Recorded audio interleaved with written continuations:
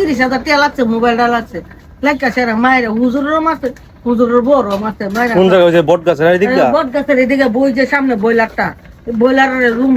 সকাল সময় এদিক দা নীরব আর কি, একজন সতর্ক করছে, মানে সামনে না যেতাম, ছিনতাইকারী আছে। তা আমরা জানি এই পরিবেশটা আসলে ওইখানে নীরব পাইলে এরকম সুযোগ হইতে পারে ছিনতাইকারীর। নদীর পরে গাছগুলো কিন্তু দিন দিন অনেকটা বৃদ্ধি পাচ্ছে। সকালের আবহাওয়াটা কিন্তু একটা নতুন সতেজতা, যেটা সারাদিনে চলাফেরার মতন একটা আলাদা শক্তি দেয়। সকাল সময় যে শাহিন ভাই, মোল্লা মামা, তারা নিয়ে কিন্তু তাদের স্টলগুলো আছে। নদীর পাড়ে ঢুকতে যে জায়গাটা সবচেয়ে বেশি আকর্ষণীয়, এটা হচ্ছে এই বৃক্ষের নিচে বটতলাটা। সবাই এখানে বিশ্রাম করতে খুবই ভালোবাসে। তোমরা সকাল সকাল আসছো, সাইকেলিং করতে আইছো? কোন জায়গা থেকে আইছো? প্রতিদিন আসো? আমরা আবার প্রতিদিন আসি না। তোমার সাথে দেখা করে ভালো লাগলো। বিকেল সময় কিন্তু এই জায়গাটা অনেকটা ব্যস্ততম থাকে, ধুলাবালি, কোলাহল, এরকম একটা পরিবেশ থাকে, কিন্তু সকাল সময়ে সেটা আর নেই।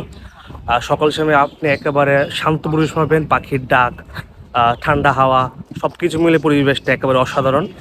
বিশেষ করে এই জায়গাটা, আমি যে জায়গাটাতে আছি সেই জায়গাটা কিন্তু অনেকটাই মানুষের জমজমাট থাকে, মানে মোস্ট একটা ক্রাউডেড এরিয়া থাকে এই জায়গাটা নদীর পাড়ে, কারণ এটা হচ্ছে সেন্টার। সকালে আপনি আসলে এখানে স্ট্রিট ফুড পাবেন না, কিন্তু এরকম সুন্দর একটা অসাধারণ পরিবেশ পাবেন। এদিক দিয়ে একটা সুন্দর একটা ভিউ, মানে নদীর পাড়ের একটা ভিউ। হ্যালো, আসসালামু আলাইকুম। তো কি অবস্থা সবার? এখন সকাল 5:40 মতো, আর আমি যাচ্ছি মেঘনা নদীর পাড়ে সকালের আবহাওয়ার জন্য। সামনে একজন বন্ধু থাকবে, রাহাত, তাকে রিসিভ করব। আমরা দুই বন্ধু একসাথে চলে যাবো মেঘনা নদীর পাড়ে। রাস্তা একেবারে খালি, মোটামুটি সকাল তো হয়ে গেছে আরো আগে, কিন্তু মানুষের দেখা যাচ্ছে না। সামনে কয়েকজন আছে, তারাও নদীর পাড়ের উদ্দেশ্যে রওনা হচ্ছে সকালের হাঁটার জন্য, প্রাতঃভ্রমণের জন্য।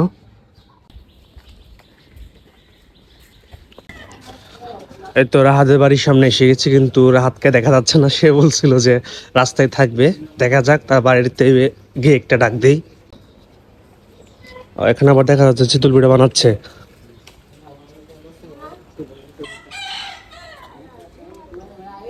রাহাতের বাড়িতে চাইলাম, কিন্তু রাহাত কই? রাহাত!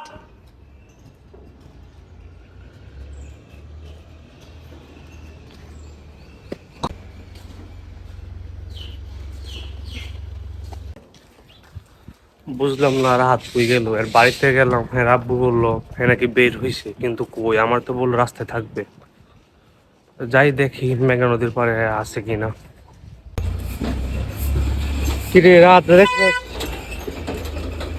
রাত এদিক দিয়ে গেছে। সব ট্রাক গুলা একেবারে সারিবদ্ধভাবে বিশ্রাম নিচ্ছে। এগুলো আসলে কয়লাঘাটের আর কি।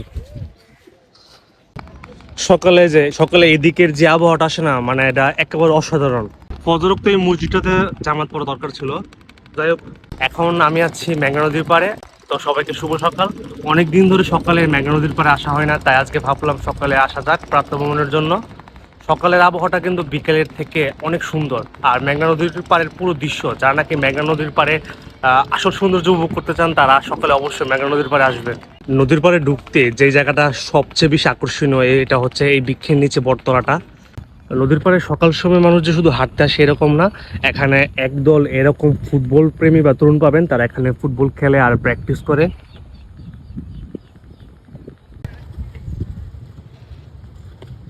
নদীর পাড়ে গাছগুলো কিন্তু দিন দিন অনেকটা বৃদ্ধি পাচ্ছে।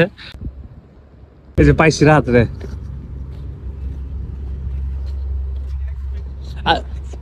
আমি অ্যাকসেপ্ট করে হাঁটতে গেলাম, তোর বাড়িতে গেলাম, তুই নাই, তোর আব্বা গুলো তুই বেরিয়ে গেছস আর কি। 20 মিনিট হয়ে গেছে, তোর খবর নাই। মেসেজ দিছি। তাই আমি যে গেলাম তোর বাড়ির সামনে, দাঁড়া, তুই রাস্তায় দাঁড়াইতেছস। তুই তুই তো গেলি। তুই তো কইছিস ফ্রেশ হইতাছিস, তুই রেডি। ফ্রেশ হইতেছি, আমি তোর মেসেজ দিছি, তুই মেসেজ মনে সিন করছিস না। তুই কি মোবাইল মানে? আমি লাস্ট মেসেজ দেখে আমি কলও দিছি তোরে। 20 মিনিট হয়ে গেছে। আমি আগে যখন আমরা ক্লাস 8-9-এ পড়তাম, তখন আমাদের কাছে ফোন ছিল না। তখন আমরা এইভাবে দেখা হইতো, তখন বলতাম, মানে জানতাম বিকেল সময় সবাই এক জায়গায় থাকবে নদীর পাড়ে, এই যে এভাবে হাইটটা ঘুরা সবাই খুঁজতাম। স্টোরগুলো কিন্তু রাত ঠিকই আছে, দেখ গাড়ি কিন্তু জ্বালানি নাই। এই আমরা দিক হয়ে গা যে ওই দিক দিয়ে সিঁড়ি দিয়ে ওঠা বন্ধ। বন্ধ করলে কি না করলে কি, আশপাশ দিয়ে তো ওঠা যায়। উঠবি? আরো সকালে খুলতো ভালো হইতো না?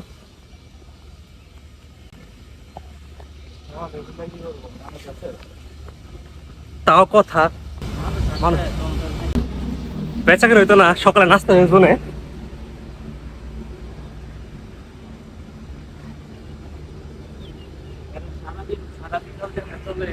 না তারা সকালে ওই যে ড্রাইভিং করা, ওই যে ড্রাইভিং গাড়ি, তা ড্রাইভিং শেখাতো। তুই কি ড্রাইভিং, মানে তুই কি ড্রাইভিং এই জায়গাতে শিখছস? আমি ডিরেক্ট রোডে এই জায়গায় ড্রাইভিং কিরকম শিখাই? খুব সম্ভবত ভালোই শিখাইবো না?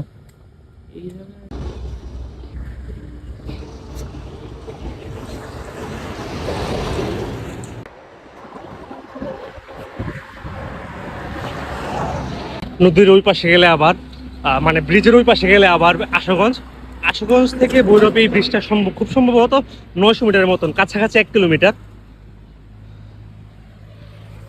ওখানে যাওয়া যায় কিন্তু আমাদের লেট হয়ে যাবে, কি যাইতাম।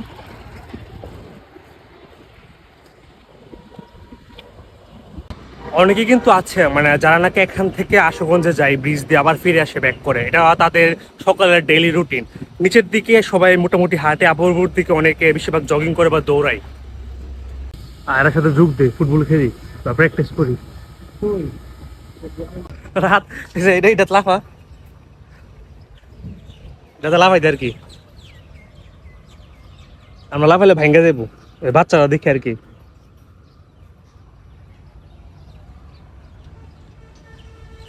এই জায়গাটার নাম দেওয়া দরকার কিড জোন, মানে এই জায়গাটার নাম দেওয়া দরকার কিড জোন। সে যে সামনে কি চা বানা, চা খাবি? সকালবেলা চা খাইছস? চা খায় তারপরে তোর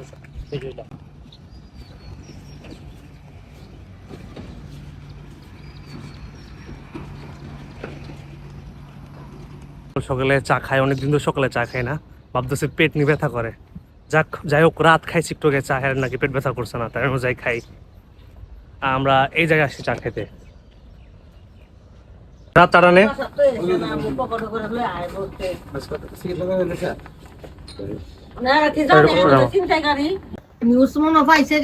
সকাল সময় নীরব পাইলে চিন্তার সুযোগ পাই তো। আমরা এদিকে যাবো না। 30,000 টাকা লাগছে, মোবাইলটা লাগছে লেখা সেরা মায়ের হুজুরেরও মারছে, হুজুরের বড় মারছে। কোন জায়গায়? ওই যে বট গাছের এদিক দিয়ে? বট গাছের এদিকে বই যে সামনে বইলারটা, বইলারের রুম হয়ে গেছে। তুমি কবলে সকাল বেলা ইয়া মানুষ আছে, হুজুরের বড় হয়ে গেছে গা। সকাল সময় এদিক দিয়ে নীরব আর কি, একজন সতর্ক করছে মানে সামনে না যাইতাম, ছিনতাইকারী আছে। তা আমরা জানি এই পরিবেশটা আসলে ওইখানে নীরব পাইলে এরকম সুযোগ হইতে পারে ছিনতাইকারীর। অবশ্যই আমরা যাবো না এখানে, আমরা যমুনা ওয়াইলের দিকে আসি। অনেকদিন পরে সকালে চা খাইতেছি। জায়গাটা তো পাড়া দুধের চা, গুরু দুধের চা না। রাত খেলবি তো না? হ্যাঁ, তোরা খেলাত নিবো? খেললে তো অবশ্যই খেলায় নিবো। আমি জয়েন করে he pass the football, I play cricket.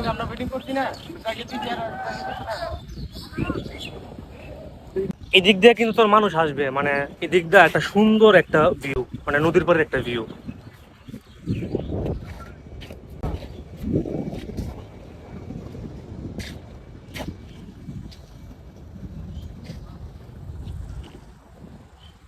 খুব শীঘ্রই ভৈরবে মানুষটা এই মেঘনা নদীর পাড়ে এরকম একটা মেঘনা রিভার ভিউ একটা রেস্টুরেন্ট পাবে। খুব শীঘ্রই এটা উদ্বোধন হতে যাচ্ছে, এটার নাম হচ্ছে চিল আউট।